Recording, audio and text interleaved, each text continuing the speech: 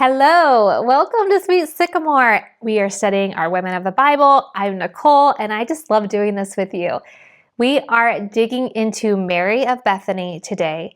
And as always, if you haven't followed through podcast platforms or subscribed through YouTube, make sure to do so. So not only can you be notified of upcoming episodes, but you can also go back and watch or view those past episodes.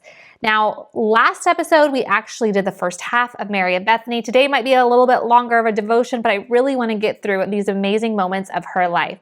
Now, where we left off, we had this intimate moment where she sat at the feet of Jesus and Martha served. And Jesus says, Mary has discovered it and it's not going to be taken from her. And then he just leaves us on a cliffhanger. Like he never tells us what it is. But then Lazarus gets sick and Martha and Mary send a note to Jesus saying, please come. It says Jesus waited. He does not come. And then we see he starts coming into town and Martha goes running towards him when she hears. But then it says Mary stayed. Now remember, it was protocol to not run or even go to a rabbi or teacher unless called for a woman. And here we see Martha running towards him and it says that Mary stayed.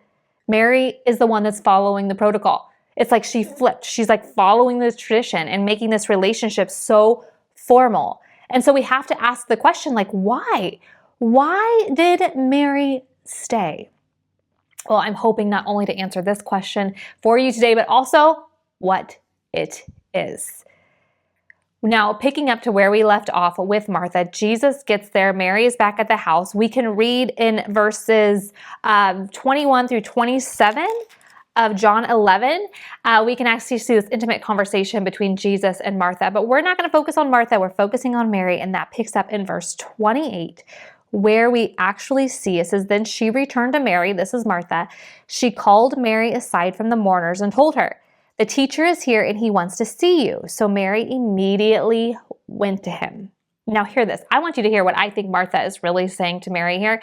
She's basically saying the teacher is here and he's asking for you. Here's what I think. She's saying, listen, if you're sticking to tradition and protocol by not going because you're frustrated or you're disappointed with him, guess what? He just called for you. So now you have to go because it's tradition that if you're called for by a rabbi or a teacher, you have no choice. Listen, if you're going to make this formal, he can make it formal. I feel like there's like this finger snap here because it's like, hey, if you're going to make this formal, make it formal. But I just need you to know there's never been formality between you and him. Now, have you ever taken a step back into the formal because of disappointment? Has disappointment ever from God ever taken this relationship back into a religion? An intimate relationship, it's scary. I mean, even with God, because we can think that he should do something and he doesn't do it. And we've got emotions involved. I mean, it's so much easier just to take it into a formal religion. I'll still follow you, but this intimacy thing, it's just a little bit too much. Why? Because I needed you and I couldn't find you. Or you could have changed this and you didn't. I'm trying to do everything right by you. And when I need you, I can't even hear you. We are close and still this. Now, there will always be moments of doubt with God. It's just part of the relationship. It's our human nature of our brain. However, doubt becomes a sin when it allows us to go into disobedience. And my friends, that's a very slippery slope we don't want to go down.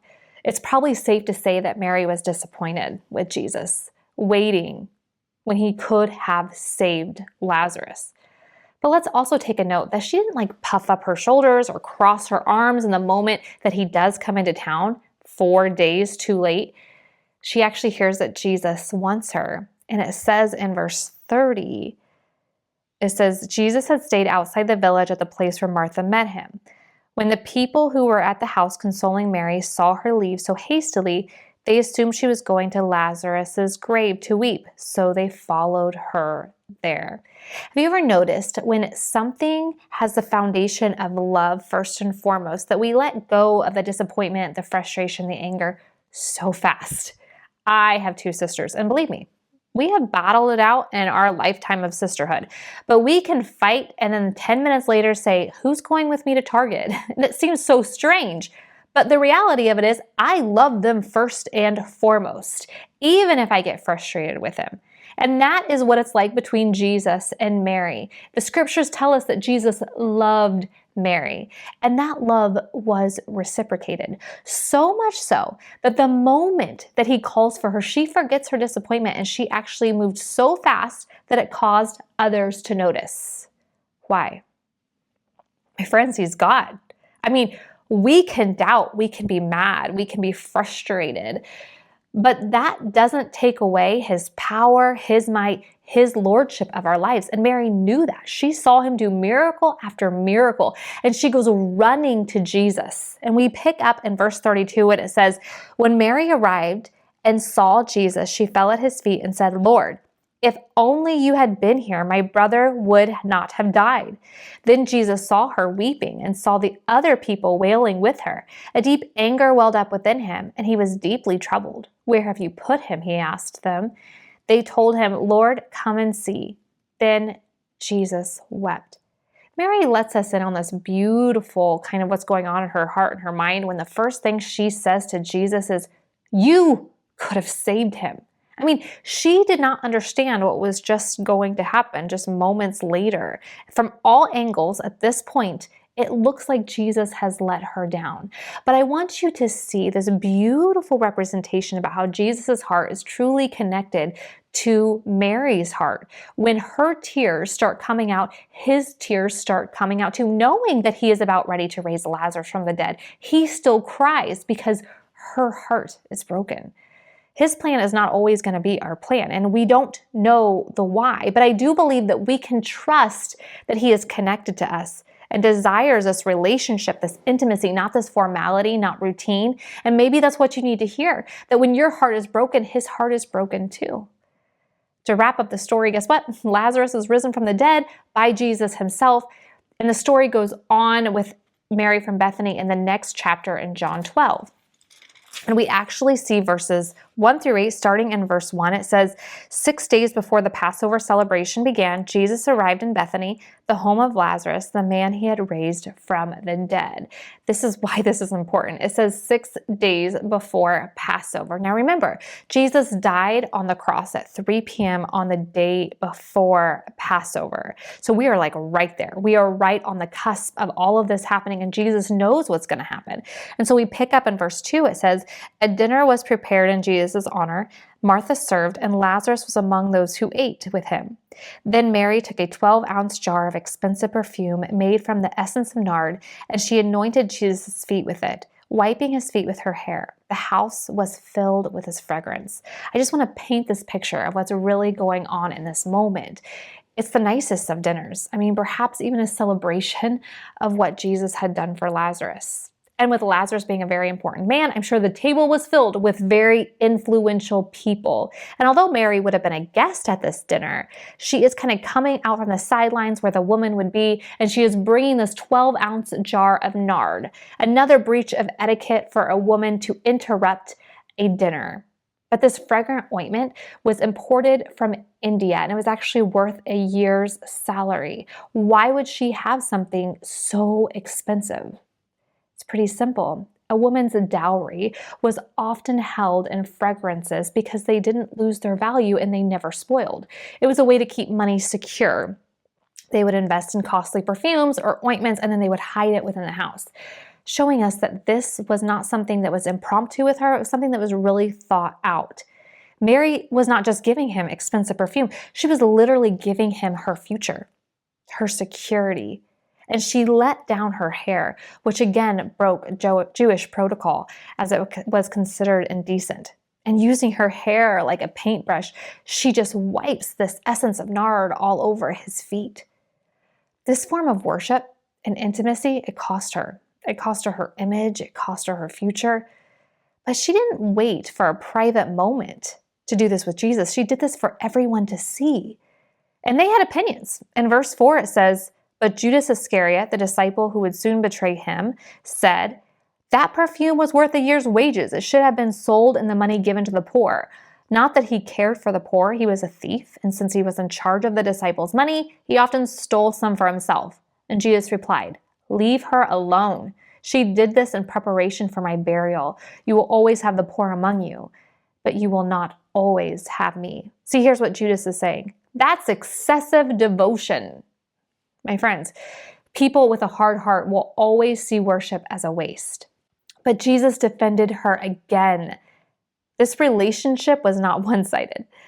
You will always have moments for activity, but you may not always have the moments of precious intimacy with Jesus, so take advantage of those. See, Mary is embodying what it means to worship God. It might cost you relationships, it might cost you your dignity. People may even think you're a little crazy. And when you do it fully, it will cost you your future. It will cost you your life. But what is gifted back to you makes all of it so worth it. See, worship is always going to come out of sacrifice. In fact, if we look at the Old Testament, we see that worship and sacrifice were always correlated. Note how the anointing oil was not used on her own brother's burial. After she had thought that Jesus had let her down, she could have used that on Lazarus, but she didn't. Also note that she didn't wait until after Jesus has already died on the cross to use the anointing oil for burial. She didn't hold off her worship until it was too late. And again, don't hold off our worship. We shouldn't hold off our worship just to wait and see what God's going to do. Do it anyways. So the answer to the lingering question of what is it? Well, we can definitely say that Mary got it. So what is it?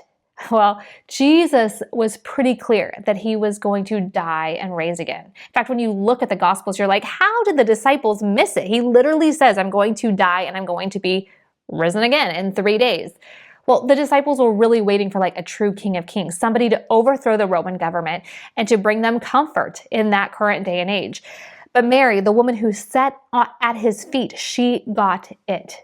She was declaring that she was partnering with him when she put that anointing oil on his feet. What had she discovered? She discovered intimacy. She discovered this place where she really understood what he was saying. And intimacy allows you to see and understand things that are a little bit beyond even her own brain can fathom. Mary from Bethany wasn't at the cross. She wasn't at the grave. And we see in the scriptures that she was close by. Why? Why wasn't she there? I think because she knew this is just temporary, like Lazarus' death. How many of us need to know that the pain is just temporary? Instead, focus on the opportunity to worship. Worshiping is not just through song, through dance, through lifted hands. Worship is actually sitting at the feet of Jesus like Mary did. It's spending time with him. It's listening to his words. It's taking religion into a relationship that feeds off of intimacy. I mean, it doesn't mean it won't be full of emotions. Oh, my friends, it's definitely full of emotions. But worship actually grounds us when our emotions seem to be so sky high. You'll actually know things that other people may not know when you sit at his feet regularly and you spend time with him. Remember, Luke 10:42, there is one thing worth being concerned about. Mary has discovered it, and it will not be taken away from her. What does she discover? I believe it was intimacy. I believe it was being at home with Jesus. She made Jesus' priorities her priorities. She listened intently to not miss a word. She made Jesus feel at home with her. She made herself feel at home with him. Do you feel at home with Jesus? Do you think that Jesus feels at home with you? As always, we're going to end with some questions, and I just want to allow you to take this devotion into a place where it applies some personal life application. But the first question is this: has disappointment with God ever made you turn a relationship back into a religion? Now, if you are sitting there right now, I just want to encourage you to talk to somebody who loves Jesus, who can point you back towards that same love, because Jesus did not die on the cross for you to have a religion with him. It was all about the personal relationship. The second question is kind of twofold. First part, do you feel at home with Jesus? But the second part, do you think Jesus feels at home with you? When I'm at home and I'm talking with somebody, I mean, usually the makeup's off, the comfy clothes are on, I'm curled up in a ball on the couch, and we have the most real and raw conversations. If Jesus showed up at your door right now, would it be formal? Would you get out the teapot? Or would it be one of the most intimate, real, nothing held back moments of your life? Not sure? Well, practice just spending time at his feet. Start the worship that includes sacrifice. Next week, we are going to dig into our final Mary, Mary, the mother of Jesus. Until then, I encourage you to join the community on Instagram at Sweet Sycamore Devos. But until we chat again, my prayer is that you learned something from the life of Mary of Bethany.